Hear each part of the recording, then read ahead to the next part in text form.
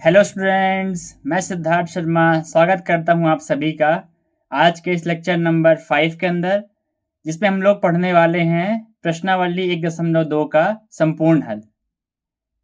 सबसे पहले आप सभी को गुरु पूर्णिमा की हार्दिक शुभकामनाएं।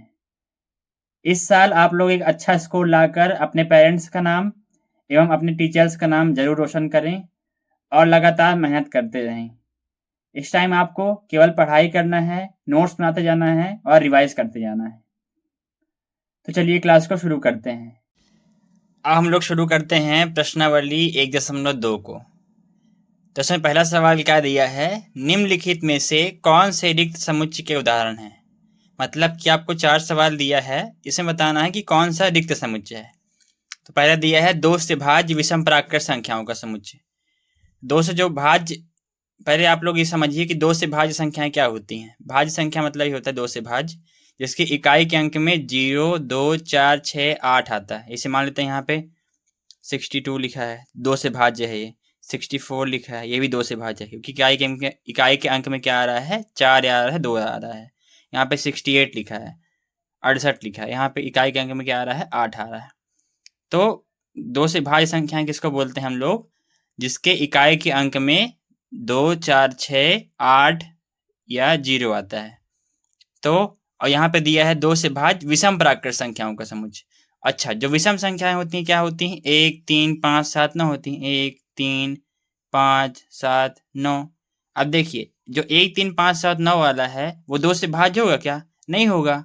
क्यों नहीं होगा, क्योंकि जो 2 से भाज्य हो संख्या होती है वो तो 2, 4, 6 आना चाहिए इकाई के अंक में, लेकिन यहाँ तो 1, 3, 5, 7 आ रहा। मतलब कि इसका आंसर क्या हो जाएगा, 5 हो जाएगा। क्या हो जाएगा आंसर, 5। ठीक है, इसका आंसर हो जाएगा 5। अगला सवाल देखते हैं, सम अभाज्य संख्याओं का समुच्चय। सम अभाज्य संख्याओं का समुच्चय क्या होता है, 2 आएगा। ये मैंने आपको उदाहरण नंबर 6 या 7 में बताया था कि इसका आंसर 2 आता है, क्योंकि 2 ऐसी संख्या है जो सम संख्या होती है और अभाज्य संख्या होती है। बाकी जितनी भी अभाज्य संख्याएं हैं वो क्या होती हैं, विषम संख्याएं होती हैं। चलिए आपको समझा देते हैं। जैसे मान लेते हैं 2 दिया है, फिर अभाज्य संख्या क्या होती है, 3 होती है, 5 होता है, 7 होता है, 11 होता है, 13। अब देखिए, 2 बस सम संख्या है और अभाज्य संख्या है। बाकी ये जितनी भी संख्याएं आगे की हैं ये क्या होती हैं, विषम संख्या होती है और अभाज्य संख्या होती हैं। जैसे 3 है, 5 है, 7 है, 11 है, 13 है, ये विषम संख्या है और अभाज्य संख्या है। ठीक है, तो उम्मीद है कि आप लोग समझ गए होंगे अब। तो इसका आंसर क्या जाएगा, सम अभाज्य संख्याओं के समुच्चय में 2 आएगा, तो ये क्या जाएगा, 5 नहीं आएगा, मतलब कि रिक्त समुच्चय नहीं है ये। ठीक है, अब अगले सवाल की तरफ बढ़ते हैं। इसमें क्या दिया है, एक्स सच दैट, एक्स एक प्राकृत संख्या है, मतलब एक्स एक प्राकृत संख्या है जिसमें एक्स जो है 5 से छोटा है और साथ में 7 से बड़ा है। देखिए, कोई ऐसी संख्या होती है जो 5 से छोटी हो और 7 से बड़ी हो, ऐसा तो पॉसिबल नहीं है। 5 से छोटा होता है 4, 4, 3, 2, 1, और 7 से बड़ा होता है 8, 9, 10। तो 5 से छोटा और 7 से बड़ा, ऐसा तो पॉसिबल नहीं है। तो क्या आ जाएगा यहाँ पे आंसर में 5। 5 मतलब होता है रिक्त समुच्चय, रिक्त समुच्चय। ठीक है, मैं इसे थोड़ा अलग कलर से कर देता हूँ जिसमें आपको समझ में आ जाए। ये इसका आंसर है, यहाँ पे 2 आ जाएगा, यहाँ पे रिक्त समुच्चय फिर से। ओके, चलिए अब यहाँ पे अगला सवाल दिया है, y सच दैट y किन्हीं भी 2 समांतर रेखाओं का उभयनिष्ठ बिंदु। पहले समझ लेते हैं समांतर रेखाएं क्या होती हैं। समांतर रेखा मतलब कि जैसे यहाँ पे एक रेखा ये हो गई और एक रेखा ये हो गई, तो ये दोनों समांतर रेखाएं होती हैं जो आमने सामने होती हैं। अब समांतर रेखाओं में क्या होता है, कभी भी उभयनिष्ठ बिंदु नहीं आता, क्योंकि ये भी अनंत तक जाएगा और ये भी अनंत तक जाएगा। अब क्योंकि यहाँ पे सेम डिस्टेंस है तो ये भी कभी भी कम नहीं होगा, क्योंकि तिरछी नहीं है, एकदम बराबर डिस्टेंस पे है, तो ना कभी मिलेंगी नहीं। तो यहाँ पे क्या आएगा, आंसर में 5 आ जाएगा, या रिक्त समुच्चय बोलते हैं। ठीक है, तो पहला नंबर रिक्त समुच्चय है, दूसरा नंबर रिक्त समुच्चय नहीं है, तीसरा नंबर रिक्त समुच्चय है और चौथा नंबर रिक्त समुच्चय है। ठीक है, अब हम लोग शुरू करते हैं प्रश्न 2, जिसमें दिया है, निम्नलिखित समुच्चयों में कौन परिमित है, कौन अपरिमित है। तो मैंने आपको पिछले लेक्चर में सिखाया था कि परिमित समुच्चय क्या होता है और अपरिमित समुच्चय क्या होता है। तो परिमित समुच्चय किसे बोलते हैं, जिस समुच्चय के अवयव को हम लोग गिन सकते हैं उसको बोलते हैं परिमित समुच्चय, और जिस समुच्चय के अवयव को हम लोग नहीं गिन सकते हैं उसको बोलते हैं अपरिमित समुच्चय। तो चलिए सवाल को हल करते हैं। पहला सवाल दिया है क्या, वर्ष के महीनों का समुच्चय। जैसे वर्ष में कितने महीने होते हैं आपको पता होगा, 12 महीने होते हैं। जनवरी, फरवरी, मार्च, अप्रैल, मई, जून, जुलाई, अगस्त, सितंबर, अक्टूबर, नवंबर, दिसंबर, टोटल 12 महीने होते हैं। तो इसको हम लोग गिन सकते हैं। अगर 12 महीने होते हैं तो इसको हम लोग गिन सकते हैं। तो क्या आ जाएगा, क्या परिमित समुच्चय आ जाएगा। क्या जाएगा, परिमित समुच्चय। ठीक है। और अगला सवाल देखते हैं। अगला सवाल क्या दिया है, 1 2 3, ये अनंत तक जाएगा, मतलब कि प्राकृत संख्याओं का समुच्चय है। मैंने आपको सिखाया था ना पिछले लेक्चर में कि ये 1 2 3 क्या होता है, प्राकृत संख्याओं का समुच्चय। 1 2 3 4 5 6 7 8 9 10 आगे तक जाते जाएगा, अनंत तक। तो क्या जाएगा, ये अपरिमित समुच्चय आ जाएगा। क्या जाएगा, अपरिमित समुच्चय। ठीक है। अब अगले सवाल की तरफ बढ़ते हैं हम लोग। इसमें आपको तीसरा सवाल दिया हुआ है। क्या दिया हुआ तीसरा सवाल, कि 1 2 3 फिर डॉट डॉट करके 99 और 100, मतलब कि 1 से लेके 100 तक। तो इसको हम लोग गिन सकते हैं। जैसे 1 से लेकर 100 तक की संख्याएं दी हैं इसमें, इसको हम लोग गिन सकते हैं। तो क्या हो जाएगा, परिमित समुच्चय। जैसे 1 2 3 4 5 6 7 8 फिर अनंत, यहाँ पे अनंत तक नहीं, 99 और 100, मतलब कि 1 से लेके 100 तक। इसको हम लोग गिन सकते हैं। तो क्या आएगा, परिमित समुच्चय आएगा। क्या आएगा बच्चों, परिमित समुच्चय। अब अगले सवाल की तरफ बढ़ते हैं। इसमें क्या दिया है कि 100 से बड़े धन पूर्णांकों का समुच्चय। अब देखिए 100 से बड़े जो धन पूर्णांक होते हैं क्या क्या होता है, पहले देख लेते हैं।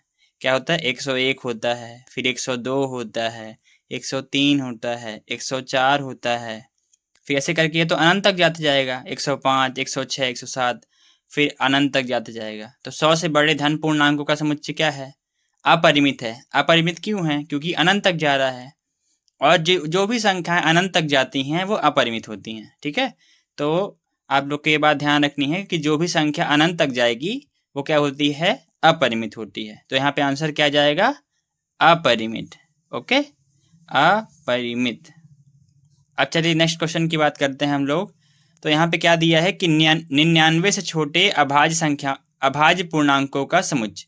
अच्छा, तो 99 से छोटे अभाज्य पूर्णांकों का समुच्चय क्या हो जाएगा, जैसे क्या 2 होता है अभाज्य संख्या, 3 होता है, 5 होता है, 7 होता है, और 11 होता है, 13 होता है, 17 होता है, 19 होता है, यहाँ से लेके और लास्ट में क्या जाएगा, 97 आ जाएगा, क्योंकि 97 किसी से नहीं कटता, ये भी अभाज्य संख्या है।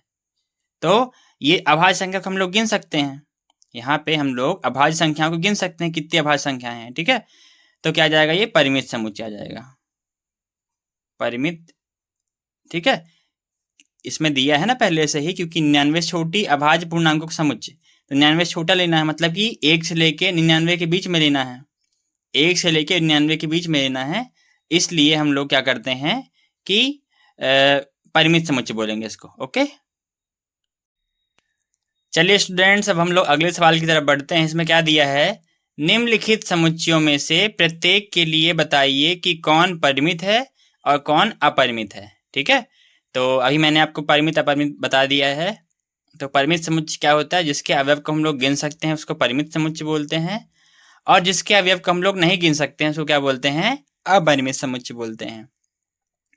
चलिए तो आगे बढ़ते हैं। पहला सवाल दिया हुआ है, एक्स अक्ष के समांतर रेखाओं का समुच्चय। जैसे मान लेते हैं, आपको पता होगा कि ये एक्स अक्ष होता है, ये वाला। जब हम लोग चतुर्थांश बनाते हैं तो यहाँ पे ये एक्स अक्ष होता है और ये क्या होता है, वाई अक्ष होता है। ठीक है। तो एक्स अक्ष के समांतर रेखाओं का समुच्चय, तो एक्स अक्ष के समांतर क्या हो जाएगा, जैसे ये एक्स अक्ष के समांतर है, ये एक्स अक्ष के समांतर है, ये भी एक्स अक्ष के समांतर है। तो यहाँ पे अनंत रेखाएं खींच सकते हैं अपन लोग, बहुत सारी रेखाएं खींच सकते हैं। तो क्या जाएगा, यहाँ पे यह आ जाएगा अपरिमित, मतलब कि ये अपरिमित समुच्चय है, अपरिमित। ठीक है। चलिए अब अगले सवाल की तरफ बढ़ते हैं, जिसमें दूसरा सवाल दिया है, अंग्रेजी वर्णमाला के अक्षरों का समुच्चय। अच्छा, तो अंग्रेजी वर्णमाला में कितने अक्षर होते हैं, आपको पता है 26 अक्षर होते हैं, ABCDEFGHIJKLMNOPQRSTUVWXYZ, टोटल 26 अक्षर होते हैं। तो इसको हम लोग गिन सकते हैं। तो क्या जाएगा, ये परिमित समुच्चय आ जाएगा। क्या जाएगा, परिमित समुच्चय। ठीक है, अब अगली तरफ बढ़ते हैं, अगले सवाल की तरफ।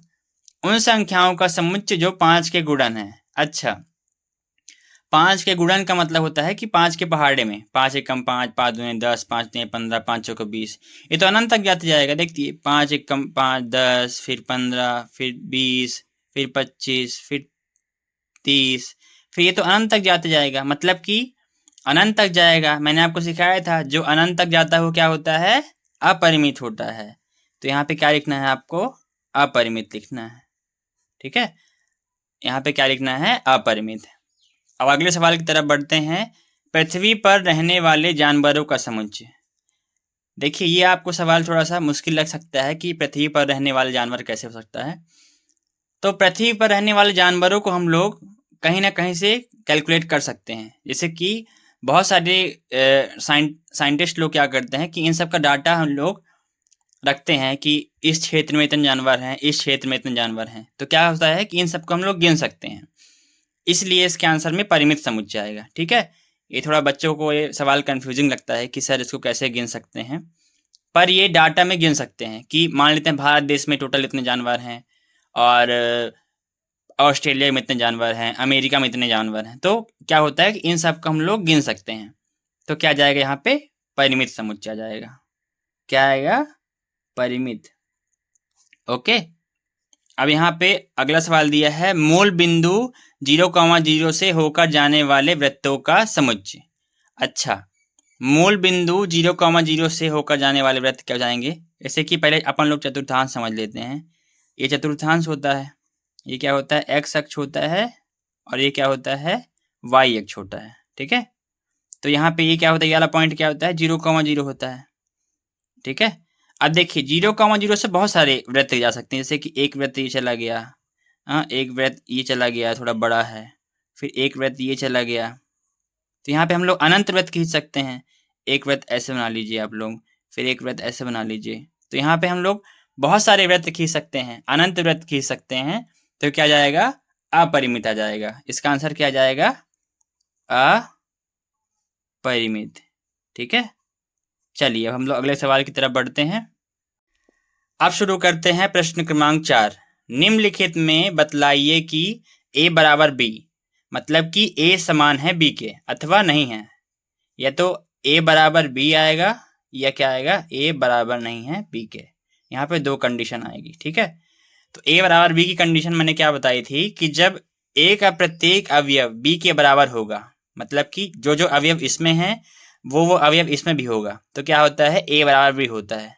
और अगर जो अवयव इसमें है और इसमें नहीं है तो क्या हो जाएगा, a बराबर नहीं है b के। देखिए अब पहला सवाल हल करते हैं। इसमें क्या अवयव दिए हैं, a समुच्चय दिया है ABCD, और b समुच्चय क्या दिया है, d दिया है, c दिया है, b दिया है, a दिया है। देखिए इसमें d है और ये वाले में भी d है, c इसमें भी है और c b समुच्चय में भी है, b a समुच्चय में भी है और b समुच्चय में है, और a समुच्चय में है और a समुच्चय में है, b समुच्चय में है। तो क्या जाएगा, ये दोनों अवयव समान हैं, तो क्या जाएगा, a बराबर है किसके, b के। अब अगले सवाल की तरफ बढ़ते हैं। इसमें क्या दिया है, a बराबर दिया है 4, 8, 12, 16, और b समुच्चय में क्या दिया है, 8, 4, 16, 18। देखिए 4 इसमें भी है और 4 इसमें भी है, 8 इसमें भी है a समुच्चय में भी, और 8 b समुच्चय में भी है। अब देखिए 12 इसमें है, 12 a समुच्चय में है, लेकिन 12 b समुच्चय में नहीं है। मतलब क्या जाएगा, a बराबर नहीं है b के, मतलब कि a और b समान समुच्चय नहीं है। ठीक है, अब अगले सवाल की तरफ बढ़ते हैं हम लोग। कौन सा सवाल है ये है सवाल नंबर 3। इसमें दिया है a बराबर 2, 4, 6, 8, 10, और b समुच्चय में दिया है x सच दैट x समधन पूर्णांक है जो 10 से छोटा है। समधन पूर्णांक का मतलब होता है कि सम संख्या होगी 2, 4, 6, 8, 10। यहाँ पे हम लोग 10 को शामिल करेंगे क्योंकि यहाँ बराबर का साइन भी लगा है। ठीक है। अब देखिए 2 इसमें भी है और 2 बी समुच्चय में भी है, 4 ए समुच्चय में भी है, 4 बी समुच्चय में भी है, 6 ए समुच्चय में है, 6 बी समुच्चय में है, 8 ए समुच्चय में है, 8 बी समुच्चय में है, 10 ए समुच्चय में है और 10 बी समुच्चय में है। तो क्या जाएगा, ए बराबर है क्या, बी के। मतलब कि तीसरे नंबर में ए और बी सब बराबर हैं, मतलब कि समान हैं। अब अगले सवाल की तरफ बढ़ते हैं, चौथा नंबर सवाल।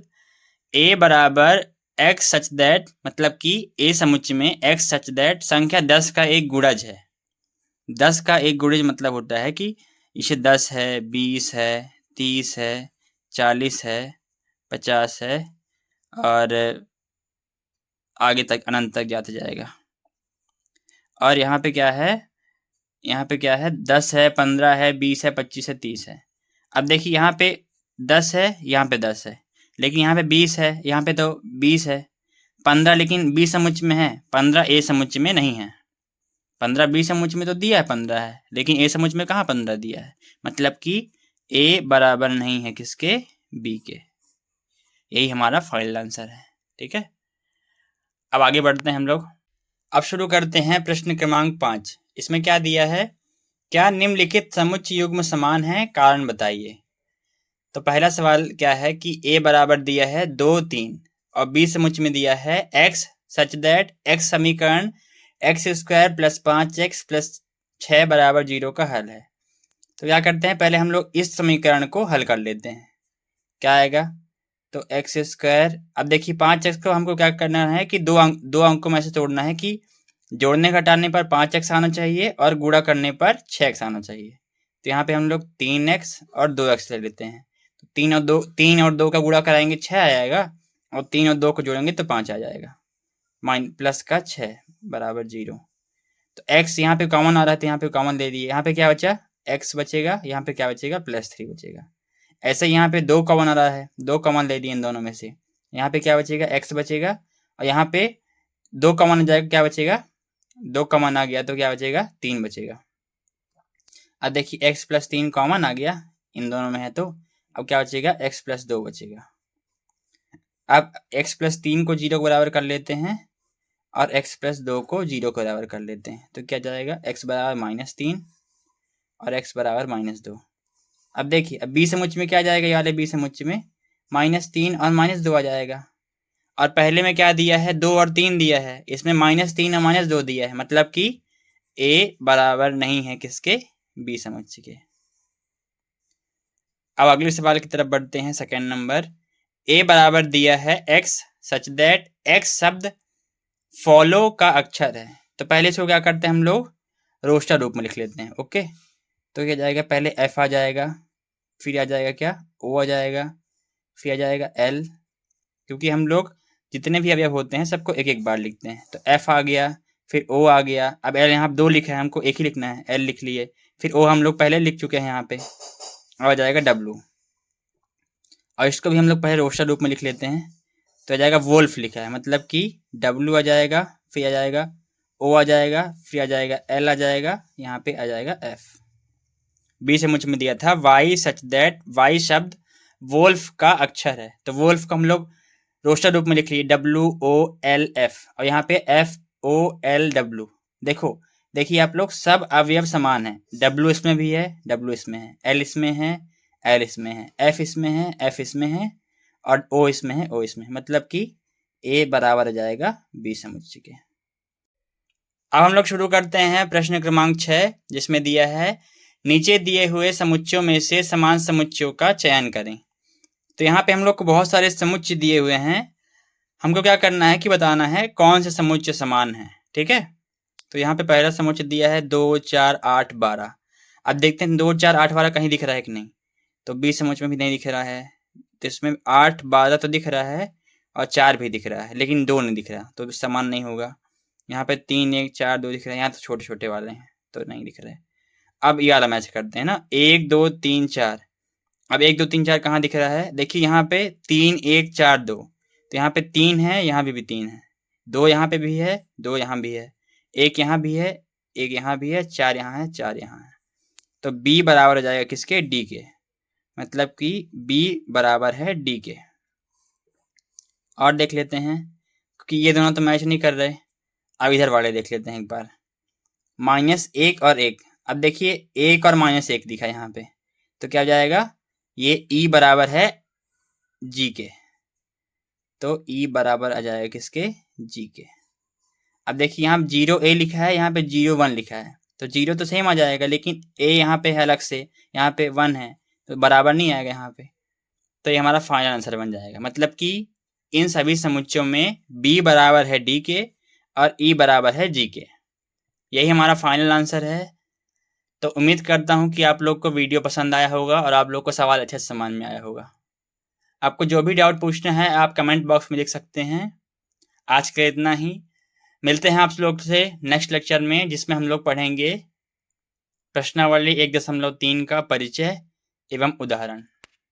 आप लोग को वीडियो कैसा लगा मुझे कमेंट बॉक्स में लिखकर बताइए, और वीडियो पसंद आया तो उसको लाइक कीजिए और चैनल को सब्सक्राइब कीजिए।